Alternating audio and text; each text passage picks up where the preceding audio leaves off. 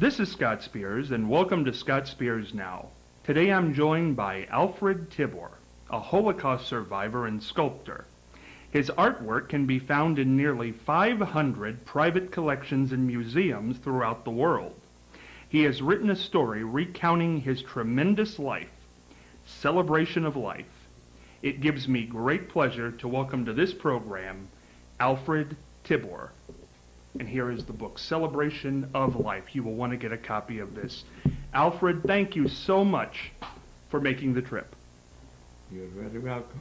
I am very glad to be here. Thank you.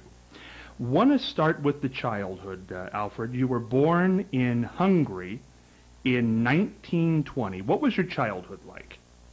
It's a wonderful question, only it's very hard to give you a short answer. We can go long. Okay, only I have long because you have the book. So you have the answer in the book. Only I was born in a little village in Hungary, and actually I would like you to know it is very few Jews were in that little village, and I was myself, when I went for reached the 6 years of age, and I went to the elementary school, and I was the only one little Jewish boy there.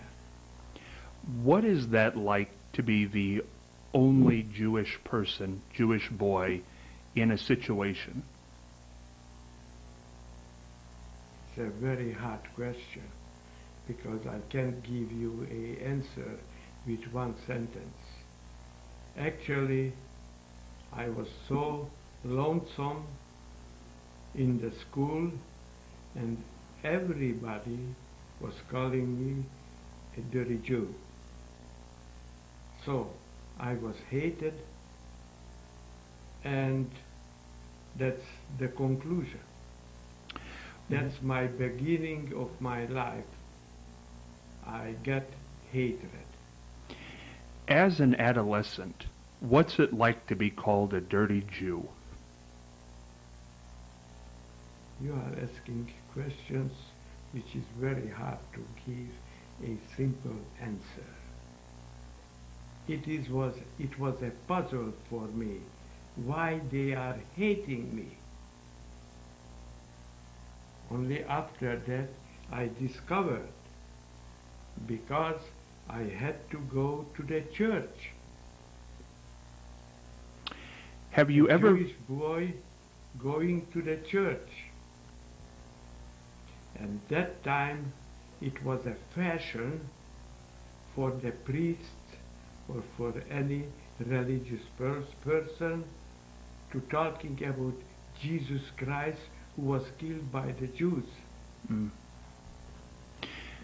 At what age would you say you understood that? Why they disliked you? Because I was 6 years of age. Mm. And that was the big question. Why they are hating me? When you got older and you realized why they were hating you, how old were you? Oh, it was a continuation of your life. It wasn't a border or how long. I was trying to explain to everybody I am a different person than you are. How did you explain that to people? To the children, not to the people. Mm. The children, those 6 years old, they were hating blindly, because Sunday when they were going with the parents to the church, and after that Monday morning we had to go to the church also, and I had to go to the church. It makes no difference, I was Jewish, only I had to go to the church. And that time was the customary how the priests were talking about Jesus Christ. Want to talk a little bit about high school. In high school, you became a self-taught gymnast. Hmm. Now, how did that all come about? It's, you know, all in my life. In the beginning of my life, I had to prove to my other schoolmates I am better than you are.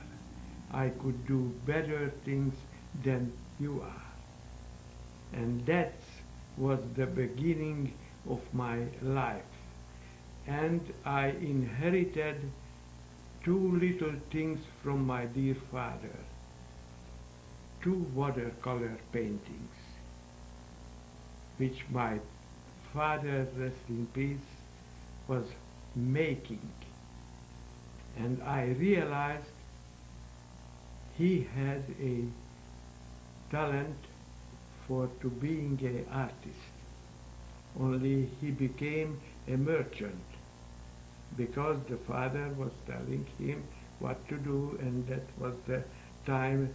That time, no explanation for a freedom of a children to select whatever he wanted to do.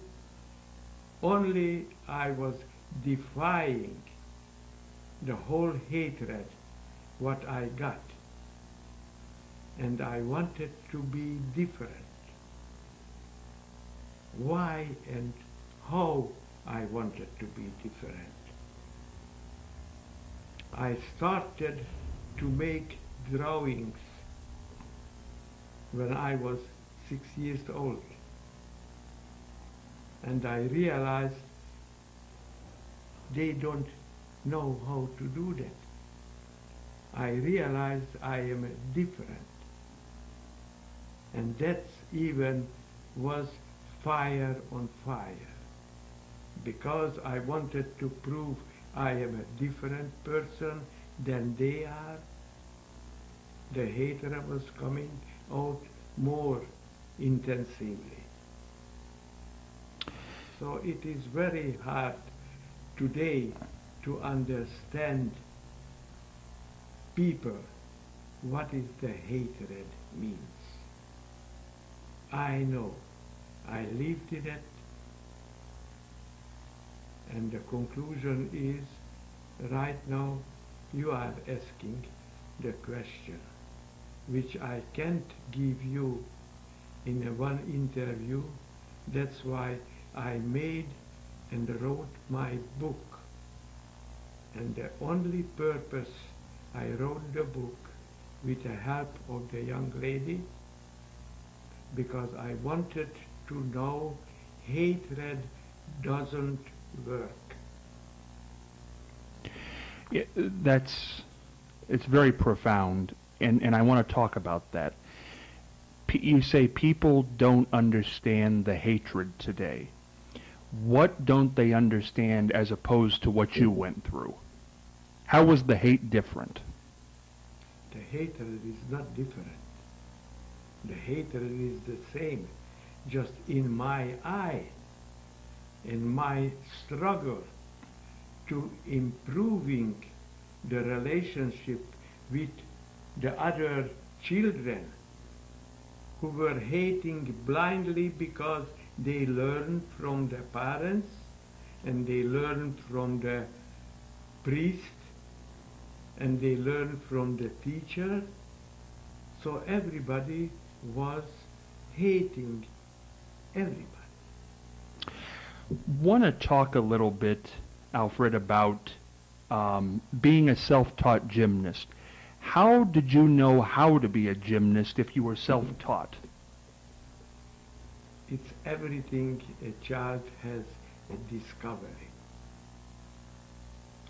And the discovery is, for me, I realized I was getting fresh dough from my dear mother's baking, and I realized when I started to kneading the fresh dough, and I realized I could make little figures with it. And that was the discovery to me. I could use the fresh dough like today you are having the clay or whatever you have. I discovered this I could make little figures. And that was the idea to me to do something. Alfred, to you, what does it mean to be Jewish? If you describe that. To be Jewish, Yes. What does that mean to you? to me, it's to being a human being. That's the Jewish religion. That's a very simple way to say it. I am just as the same as you are. We are no different. Only to being a Jew is to being a human being. I think you're... That's what you could learn from that little book. Well, I encourage everybody to buy this book, Celebration of Life. I do have some more questions here. Alfred, in 1936, you qualified for the Hungarian team for the 1936 Summer Olympics. But when you went to register for the team, you were denied when the team discovered you were Jewish. You were not allowed to compete as a member of the Hungarian team in Berlin in 1936. Tell me that story. How did that make you feel? How could I tell you a story when it is happening in your beginning of your life? When you are struggling and discovering certain things, you are doing something which the other children are not doing. It is a discovery was for me. It is a discovery for me when I was making little figures from the fresh dough, and I put it into the window and I made little figures from it. It is new for me. It was new for me. And everything, whatever I discovered myself, how I became a gymnast. You know, I didn't know what is the gymnast only because I had a opportunity in across the street of my village where I lived. There was a mill, and I was going there into the mill many times, flour mill. The peasants were bringing the wheat in and making the flours for the bread or for anything. And I was lucky, I was going to the mill. And because in the mill there are old piece of irons, old piece of certain things, it's all discovery for a 6 or 7 years old boy. It was everything discovery for me. But what does it feel like, Alfred, to be an Olympic athlete? You had qualified. And for them to say no because you were Jewish. The whole idea, we were talking in the car when we were coming here. It is the whole idea. I knew that they are not going to qualify me just because I had a gymnastic teacher who was well known in the whole world. He was one of the judges usually before the anti-Semitism was flourishing. He was a well-known gymnastic authority, and he was my teacher, my gymnastic teacher, and all the others in the official school, gymnastic school, they knew him because he was a well-known person who became many times judges for international occasion. And that was the reason, actually, he was sending me to the judges, front of the judges, because he wanted to show he has gymnasts who would be good enough to be on the Olympic team. And it was just a attitude of him. He didn't tell me, only he knew it after I found out. He knew it, they are not going to select me because I am Jewish. Only when I was going in the gymnasium and there was 3 judges and they asked me, young man, you are here for a tryout of the Olympic team. What would you like to do? And I said, I am selecting the parallel bar because that's my favorite. And they said, go ahead, do whatever you would like to. And I made a 5 or 10 minutes exercise on the parallel bar. And after that, every of them, 3 of them, it was the same way, the judgment and judging the same way as in the Olympics. The 3 judges had to give the result. And I got all from the 3 judges a result 9.5. The 10 was the best. Right now it is different, only several years ago still was the 10 is the best. So I got, and they said, oh young man, it's wonderful you are doing, go to the corner, there are the ladies and going to register you to the team. And I was going to the ladies, and one lady was asking, what's your name? And I said, my name is Alfred Goldstein. I changed my name. My name was originally Alfred Goldstein.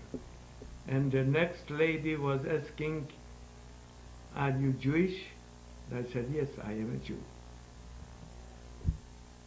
We don't need Jews. I was kicked out. No, I was a 16-year-old boy, and I started to cry because they knew, the judges who gave me the 9.5, they knew it, what is the situation, and they sent me because I deserved, because I was a good gymnast. And the lady was telling me, we don't need Jews. How do you... One slap into your face, and it was 1936. How do you feel after something like that, Alfred, when this is the Olympics and you had qualified and they wouldn't let you in just because you were Jewish? When you cried, what are you feeling? You know, again, you are asking questions which I supposed to give you an answer with how I feel. The whole life of mine, not up to 16, up to the 6th, 7th, 8th, 9th, or to growing up, I was the kind of person who always figured out something, to do something different. And that was the whole idea, how I got the idea from my dear father, who was a merchant, only he was studying in Bratislava. It is 50 kilometers from Vienna, and he was studying to be a rabbi because his father was a very pious religious Jew. And my dear father had a talent to paint. He made 2 watercolor pictures. And after that I found out, when I started to grow up, because that was my idol, that 2 pictures. My dear father has a talent, and I felt already I was making different drawings which the other children couldn't do. And I discovered myself I had a feel to certain things, and there was a magazine which was bringing me alive. Don't think the magazine like today. It was a colorful magazine, only it is in the newsprint and always talking to children and grown-ups. And there I found out certain things which I should learn. Now here comes the clue of my whole life. I do not have any official schooling as an artist. Only I became an artist when I was a little boy. Do you know the one-point perspective? How it is illustrated? Yes. With the railroad, and the trees are getting small, and the railroad is pointing in one point. You know how I discovered this? I was walking 8 kilometers on the railroad ties, and it always was in one point, and I never found it. And after I realized the whole knowledge, the whole thing to able to do a paintings, you have to know the perspective, the one-point perspective and the two-point perspectives. And I discovered that myself walking 8 kilometers, and I realized it's never meets. And I realized as a little boy, it is the whole thing is to painting, a paintings. You are building in a lie. I was 8 years old when I discovered the railroad never meets. Only to make it to look like a good drawing, it has to meet. So I realized when I was a little boy, the whole thing is a lie. And the same thing, there was an old doctor, and I was going to learning the body, the bone construction. A doctor I was asking, and I was a little boy, 8 years, 9 years, 10 years old. I studied that way. If you see a modern piece, this little piece, I wouldn't able to do if I wouldn't know the body construction from the bone construction. Because even if you are a modern piece doing, you still should feel how is the body is constructed. I studied that without school. And that's the privilege what I have today. I am making modern piece, or if you are coming to my studio, I have realistic piece. Here is another modern piece which you could see. The bone construction, you should see it, because no other way.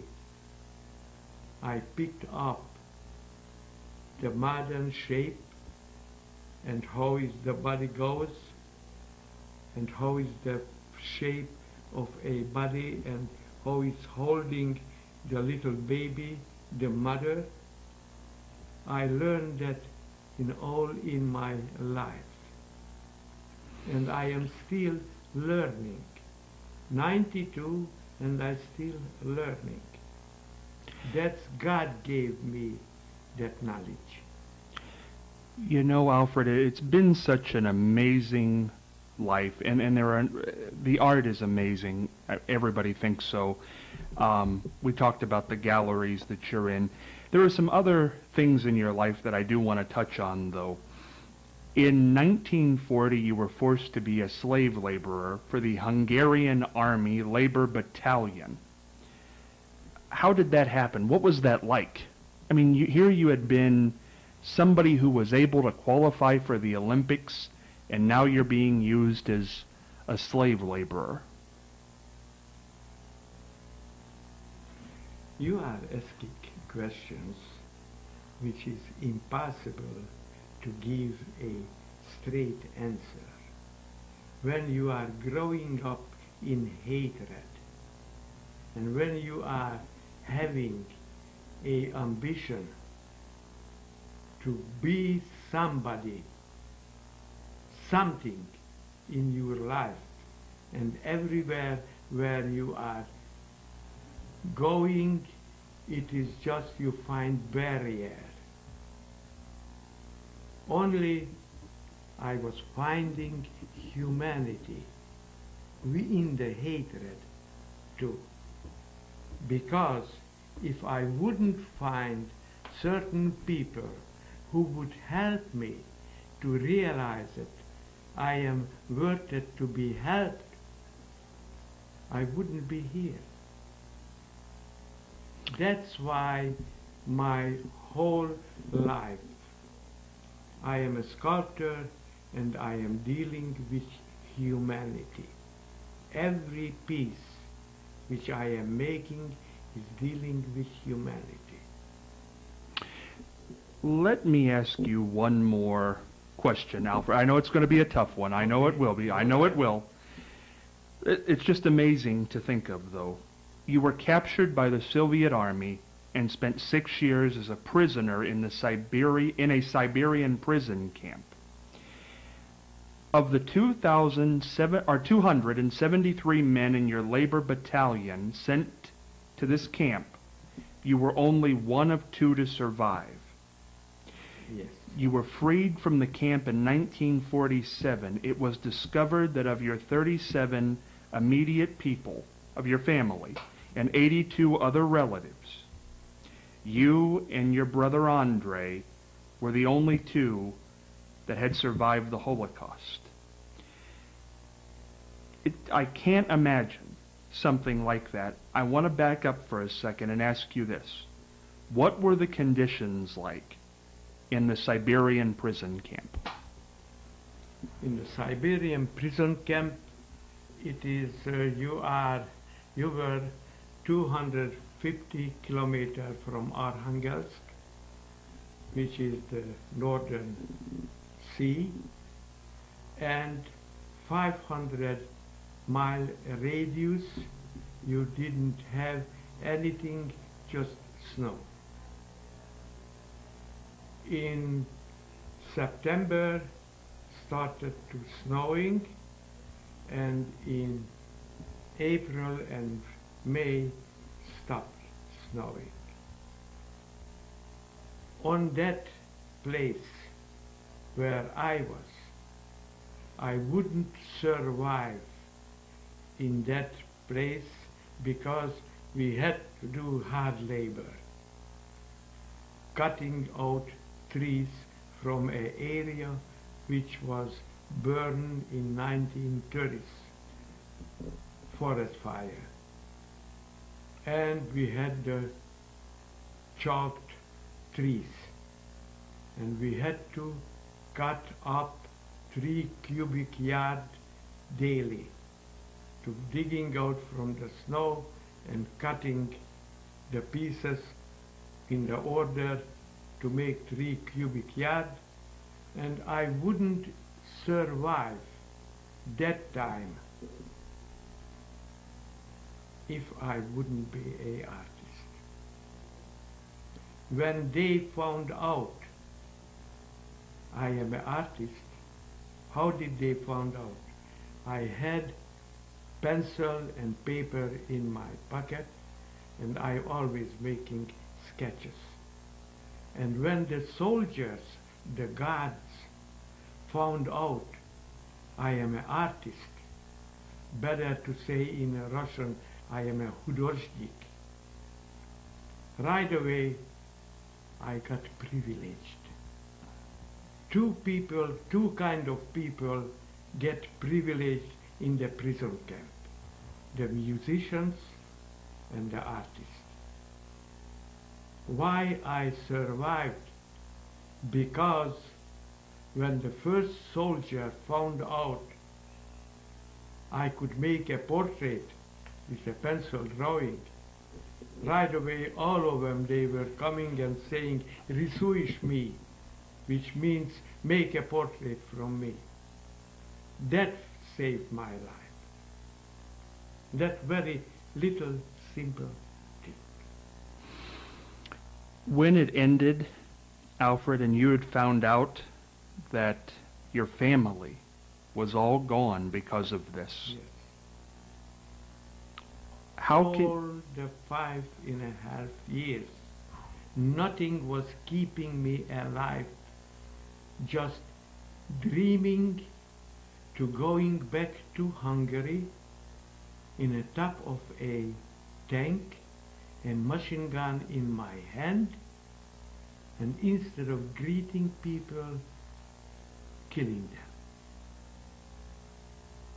Until one point, and listen this, because that's my turning point in my whole life. When I found out my brother and me, 2 of us alive, and all of my immediate family, 36 of them, had been killed. And that was giving me a thought. Wait a minute. If I am going to do the same thing, what did they do to me? I can't pay back my mother's eye if I am killing a child's eye. I had to be changed. And that's that minute in my life, 1947, August 11, when I found out how I lost my family. That was my turning point in all in my life. I wouldn't be here with you if I wouldn't made that change in 1947, August 11. Are you looking for affordable office space in Marion? The professional building located at 685 Delaware Avenue is the place for you. For more information, call 740-383-6803. Office space is now available. Again, telephone number 740-383-6803. Trella Romine's long-awaited autobiography, My Not-So-Ordinary Life, is now available. Trella Himmerly Romine is a Marion native who lives near Caledonia, Ohio at Paradise, her home along the Whetstone River, for the past 65 years. She is a 1933 graduate of Harding High School and former owner of Himmerly's Flowers. She also has played an integral role at the Marion County Historical Society. Copies of My Not-So-Ordinary Life are available in hardbound and softbound editions at Heritage Hall, located at 169 East Church Street, and at Himmerly's Flowers, located at 615 East Center Street, both in Marion.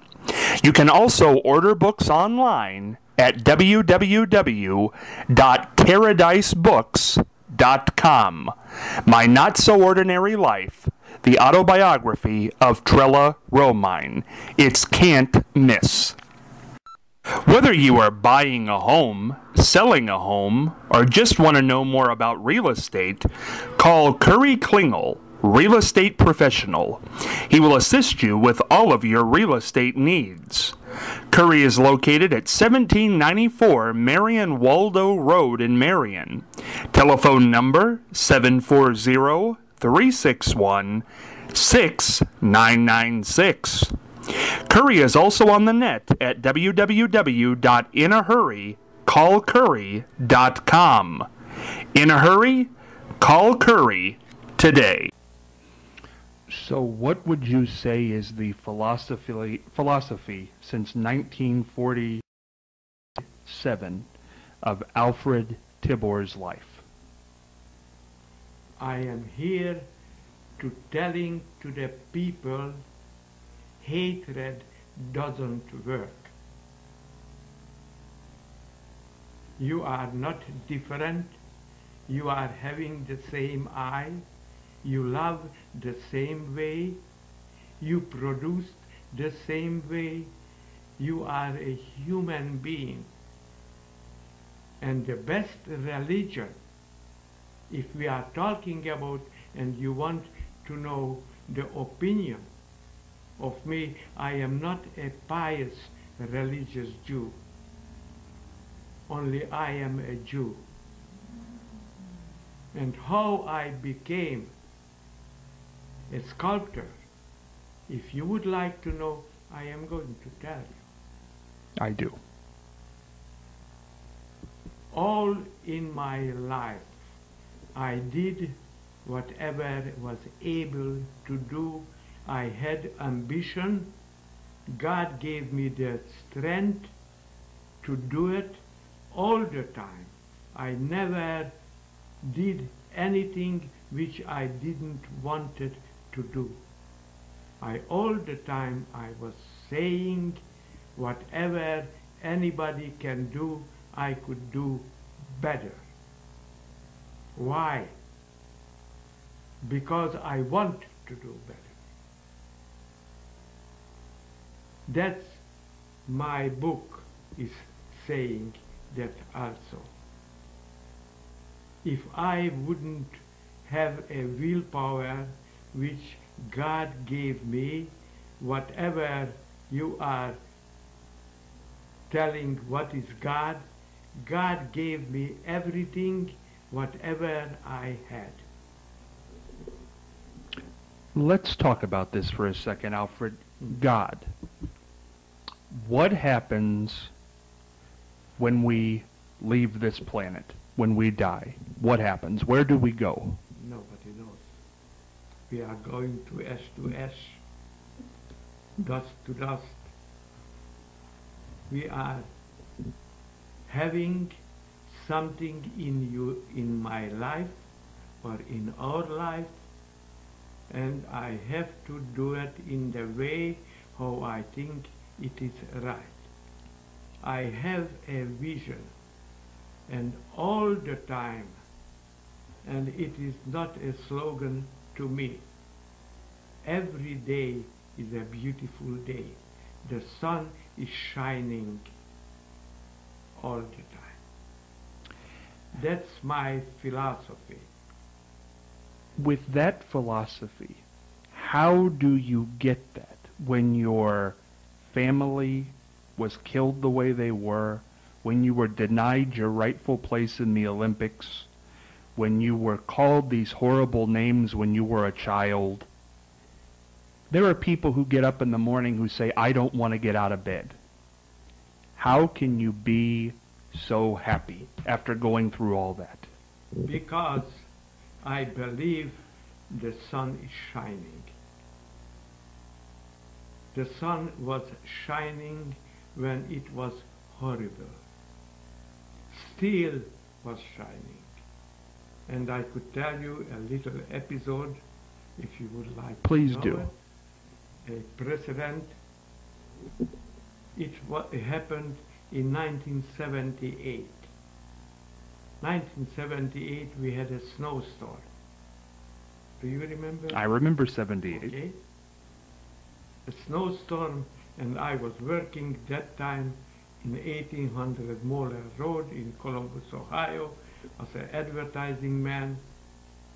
And I was the only one guy who walked in from North Cassidy, 425 North Cassidy, 3 miles away from the office. I was walking into the office, and the telephone operator was there only one from the whole building, about 300 people supposed to come in. Only in the snowstorm I was walking in, and when I was opening the door, the lady said, "Alfred, what the hell you are looking for here in this terrible weather?" And I said, "What terrible?" Mm. She said, "It is snowing, it is pouring, it's terrible." I said, "No, the sun is shining." This is a precedent in my life. It was 1978, and Leonore was her name, and I said, "You know, Leonore," and I reached into my pocket, and I found $50 in it. And I said, "You know what? Here is the $50 for you. Go to the airport and get a ticket to any place, Cincinnati or Cleveland, whatever you could get for the $50. And go into the airline, go to the machine, and 5 minutes above the cloud, you're going to see the sun shining. You just have to believe it. This is it. The sun is always shining. The most terrible way. When I was sleeping on the snowfield and I found beauty on the 38 centigrade below zero in the Russian battlefield, where we were working and picking up mind. When you found the mind, that was your end. That was the 4th Labor Battalion. And I saw the beauty at night, the sky and the stars. Always I was the crazy artist, because I found beauty everywhere. Does anything make you mad? What? Does anything make you mad? Does anything... Sure, it makes me mad. It makes me mad when the people are not human beings. And when we were hated, I didn't understand why. Only I couldn't take it. And I am telling you a little episode. This is what I am full of episode in my life. That's why I have strength. The Hungarian officer in 1942 November, when we were greeted in the battlefield as slave laborers at the Don River, and he was standing up in a pile of snow and telling us, "You Jews, you are never going to go back to Hungary. Just your dog tag is going to go back." And there I was, a 20 years old, actually 22 years old, young man, and I said to him in myself, "No, you are wrong. I am going to go back. I am going to go back to Hungary and telling to the people how rotten you are, how you were handling us, because we are same human being like you are. You love the same way as we are, and I am going to go back. And you know, I found out in a January offense, 300,000 Hungarians perished. Soldiers at the Don River. If you look it up your history book, you're going to find out at the Warriors fight where the Hungarians were standing, 300,000 Hungarian soldiers perished. And I am almost 100% sure that officer was in it. And I am here with you talking about that situation. That gives me a strength. That gives me right now a strength to me to be the future human being, because you are asking me. And I could explain to you my reality. And that's my reality. What is the greatest accomplishment in your life? What are you most proud of? I have to tell you a little episode of my life. Because I am not going to tell the story how I came to Columbus. I am just going to tell you how I became a sculptor. And right away you are going to learn one thing. It was a destiny. It happened in 1973 when I came to Columbus. And when I came to Columbus, I was hired by a gentleman, Jerome Shutterstein, who was bringing me to Columbus. And because he was a pious religious Jew, he invited me to come to the synagogue in 1973 high holidays to the Agudas Achim synagogue. And I went there. I went there with my wife and my son. And that happened, a man, a Holocaust survivor, was walking up to the pulpit and talking about a Holocaust memorial he wants to make.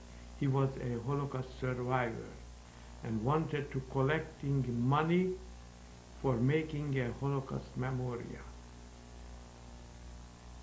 And that time I was sitting in the 10th row, and I said to my son, who was 6 years old when we were coming, now he was 22 years old. And I said, Tom, I am going to make the memorial. And he said, Daddy, are you crazy? How could you make a memorial? You never made any three-dimensional pieces. I said, you don't know me yet.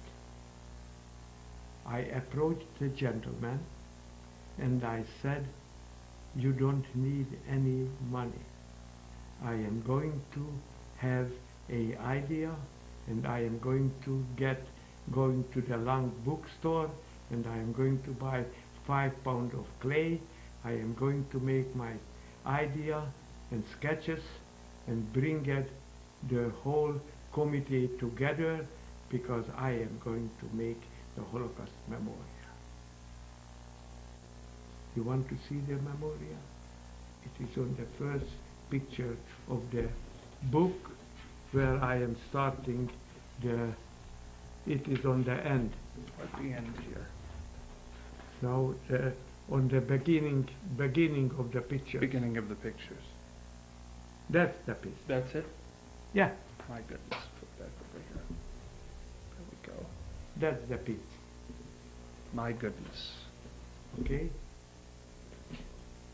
My boss was giving me a chance. He said, Alfred, go to the warehouse and select a corner, and I am going to make a room. I am going to put heater and the air condition, and you start to work. I made my entirely first sculpting piece. It is a 9-foot clay piece. And meantime, it is the beauty of it. I knew a little bit the Bible, and I illustrated the Ezekiel dry bones. That's a part of the Old Testament when God is promising to the Jews to a better life. Through the ashes, through the dry bones, the Jews going to be alive. And that was the theme which I am illustrating.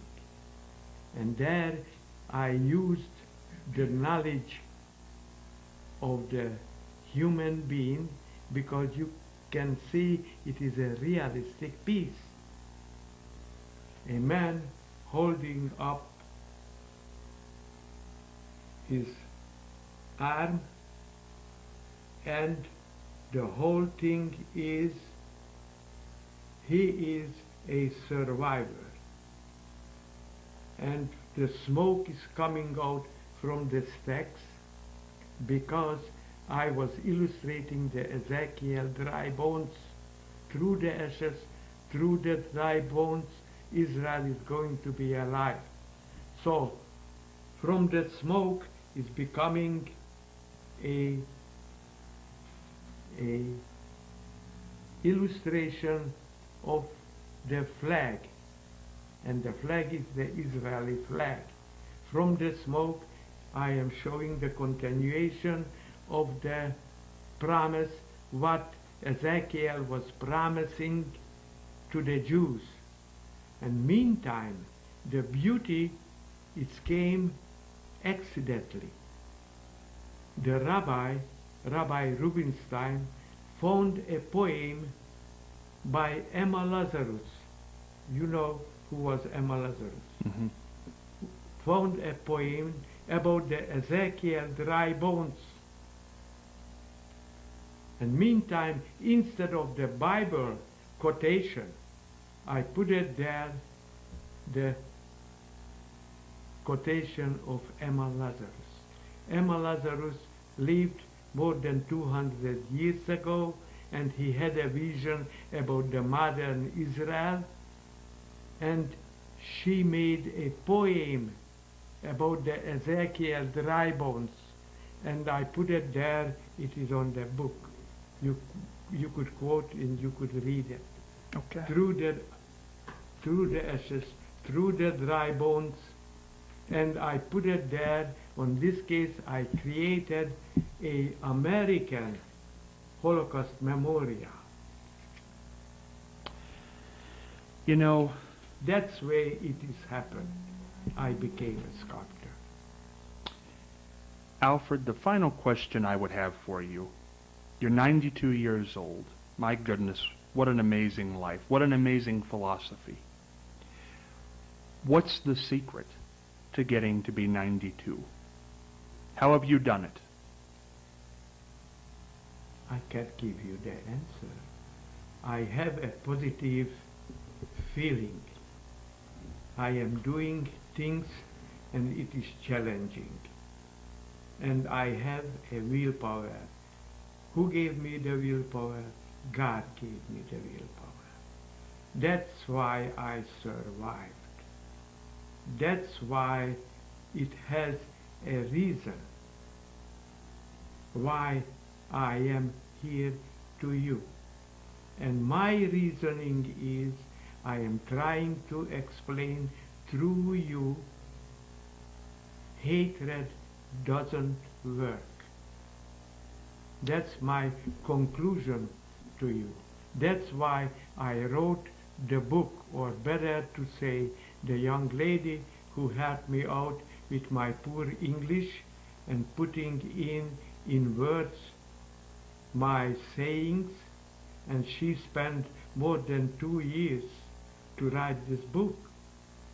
And I have a gratitude to her which you can't pay with money. Money is not everything. Humanity is everything. And I would like to embrace each other all the time. If I would have an arm to embrace the whole world, I would embrace the whole world. And that's me. Alfred, I can't thank you enough for being here today. The book is a celebration of life, the Alfred Tibor story. Alfred, it's been one of the great pleasures interviewing you. I thank you so much. I thank you very much to listen me, and if I was a little bit more than what you were thinking with your simple questions, I just have to explain to you in a certain way hard question you were giving to me, and it is very hard to give you the short answer. You did. My life is the answer. You did just fine. Thank you so much. Take care, everybody.